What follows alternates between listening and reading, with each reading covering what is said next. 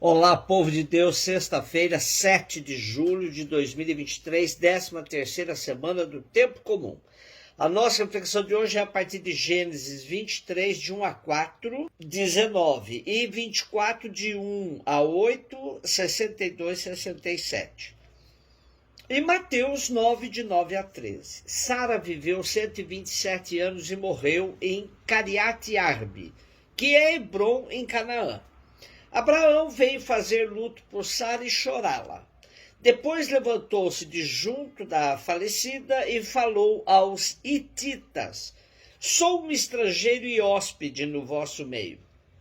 Cedei-me como propriedade entre vós um lugar de sepultura, onde possa sepultar minha esposa que morreu. Assim Abraão sepultou Sara, sua mulher, na caverna do campo de Macpela, em frente de Mambré, que é Hebrom, na terra de Canaã. Abraão já era velho, de idade avançada, e o Senhor o havia abençoado em tudo.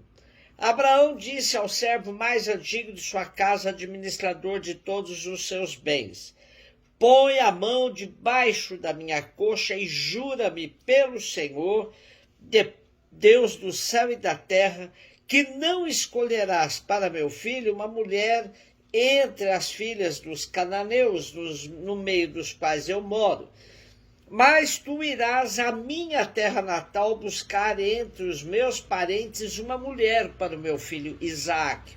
E o servo respondeu: E se a mulher não quiser vir comigo para essa terra, deverei levar teu filho para a terra de onde saíste? Abraão respondeu: Guarda-te de levar meu filho de volta para lá. O Senhor Deus do céu, que me tirou da casa do meu pai e da minha terra natal, e que me falou e jurou, dizendo: À tua descendência darei esta terra, ele mesmo enviará seu anjo diante de ti, e trarás de lá uma mulher para meu filho. Porém, se a mulher não quiser vir contigo, ficarás livre deste juramento. Mas de maneira alguma levarás meu filho de volta para lá. Isaque tinha voltado da região do poço de Laai-Roi e morava na terra do Negueb. Ao cair da tarde, Isaque saiu para o campo a passear. Levantando os olhos, viu camelos que chegavam. Rebeca, também erguendo os olhos, viu Isaque. Desceu do camelo e perguntou ao servo: Quem é aquele homem que vem pelo campo ao nosso encontro? E o servo respondeu: É o meu senhor. Ela puxou o véu e cobriu o rosto. Então o servo contou a Isaque tudo o que tinha feito. Ele introduziu Rebeca na tenda de Sara, sua mãe, e recebeu-a por esposa.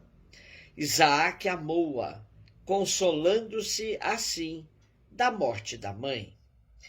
Continuamos com pequenas histórias que o povo contava sobre o patriarca Abraão e seus filhos. E para entender o sepultamento de Sara, vale a pena ler o capítulo 23 por inteiro, onde fica claro que Abraão é hóspede em Canaã e não possui um pedaço de terra para sepultar a esposa. Por isso, entra em negociações com o conselho da cidade de Hebrom, a fim de adquirir uma propriedade onde construir o túmulo de Sara. A posse do terreno tornava-o cidadão do lugar. Compra um terreno onde estava a gruta de Macpela e aí sepulta Sara. A posse do terreno, então, o faz de vez cidadão onde está.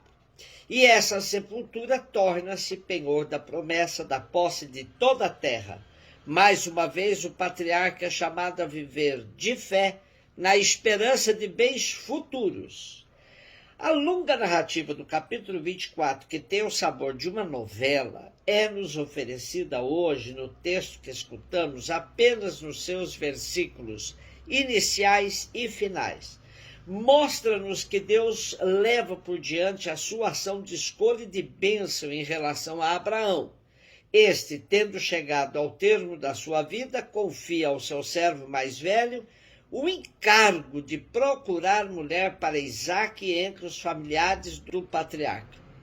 Eliezer conclui felizmente a sua missão, porque Deus realiza as suas promessas de uma terra e de uma descendência para Abraão. Rebeca acolhe o projeto de Deus e torna-se mãe de Israel, instrumento de perpetuação das bênçãos divinas. Isaac perdera a mãe, mas agora tem na sua esposa uma nova mãe de Israel. Mateus 9, de 9 a 13. Jesus viu um homem chamado Mateus sentado na coletoria de impostos e disse-lhe: segue-me. Ele se levantou e seguiu a Jesus. Enquanto Jesus estava à mesa em casa de Mateus, vieram muitos cobradores de impostos e pecadores, e sentaram-se à mesa com Jesus e seus discípulos. Alguns fariseus viram isso e perguntaram aos discípulos: por que vosso mestre come com os cobradores de impostos e pecadores? Jesus ouviu a pergunta e respondeu: aqueles que têm saúde não precisam de médico, mas sim os doentes. Aprendei, pois, o que significa: quero misericórdia e não sacrifício. De fato, eu não vim para chamar justos, mas os pecadores. Esse trecho já o lemos no 10º domingo do tempo comum que estamos vivendo. Jesus acabava de curar um paralítico, perdoando também seus pecados, o que resultou numa discussão com os doutores da lei sobre o poder de perdoar pecados. É depois disso que Jesus se encontra com Mateus, um cobrador de impostos, profissão classificada na época como impura. Portanto, Mateus era um pecador público. Jesus não se importou com isso e propôs a Mateus que o seguisse. Esse encontro continua numa refeição à casa de Mateus, onde muitos outros pecadores se animaram a entrar e estar perto de Jesus e de seus discípulos. Essa proximidade de Jesus dos pecadores é um gesto provocador ao extremo para os fariseus. Jesus continua a anunciar a nova ordem do reino, totalmente diferente da ordem da sociedade da época. Com seus gestos e suas palavras, Jesus vai deixando claro que seu reino não se enquadra na moral farisaica da época. E podemos nos perguntar: será que superamos nós também essa moral hipócrita? Vivemos numa sociedade extremamente preconceituosa, onde critérios de raça, orientação sexual, prática religiosa, cor de pele, faixa etária, classe social e tantos outros chegam a provocar fissuras imensas no relacionamento humano. Assumir o seguimento de Jesus é buscar a superação de todo e qualquer preconceito. No reino de Deus anunciado por Jesus, não se admite acepção de pessoas, e culto que segrega pessoas não representa a proposta de Jesus, que quer misericórdia e não sacrifício. Na descrição da vocação de Mateus, reacendemos nossas esperanças, pois Jesus chama para compor seu grupo de discípulos um pecador público. Quando Jesus diz que aqueles que têm saúde não precisam de médico, mas sim os doentes, deixa claro o objetivo de sua missão: salvar a todos e não somente os que se consideram puros e perfeitos.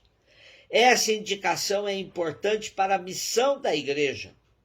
Devemos, como nos pede o Papa Francisco, edificar uma igreja em saída, uma igreja que não tem medo de se sujar na história.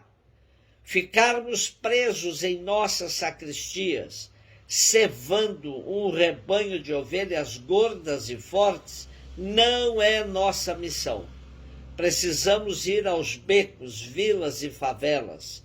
Precisamos vencer nossas barreiras e sairmos em busca de todos os que esperam, uma atitude que os conforte e os fortaleça para enfrentar a dureza do dia a dia.